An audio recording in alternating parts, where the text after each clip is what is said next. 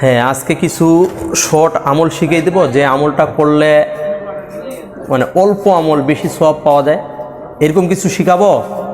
তাহলে ছোট্ট একটা আমল দিচ্ছি, এই আমলটা আপনারা করবেন সবসময়। একটা কুলহু সূরার আমলটা করবেন প্রতিদিন। আপনারা সকালবেলা, রাতের বেলা 3 বার করে কুলহু সূরা পাঠ করবেন। যদি সকালে 3 বার পাঠ করেন, রাতে 3 বার পাঠ করেন, তাহলে প্রতিদিন 1 খতম করে 2 খতমের সওয়াব পাবেন প্রতিদিন।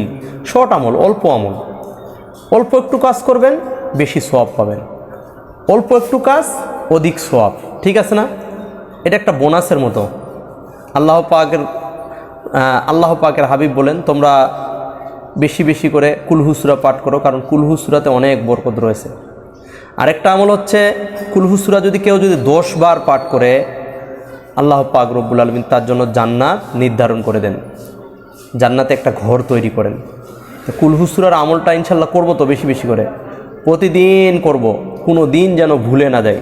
তো এই জন্য ইসলামের ভিতর যারা থাকবে, যারা ঈমান নিয়ে থাকবে, যারা দিন নিয়ে থাকবে, তারা অল্প আমলেই তাদের নাজাতের যথেষ্ট হয়ে যাবে। আখলিস দীনাকা ইয়াকফিকাল আমালুল কলিল। তোমার দিনকে খাঁটি করো, অল্প আমলেই তোমার নাজাতের জন্য যথেষ্ট হয়ে যাবে। তা আমরা করব তো ইনশাল্লাহ, অল্প আমল করব, নাজাতের জন্য যথেষ্ট হয়ে যাবে। আল্লাহ পাক রব্বুল আলামিন আমাদেরকে এই কুলহু সূরা বেশি বেশি করে আমল করার তৌফিক দান করুক। সকলে বলে আমিন।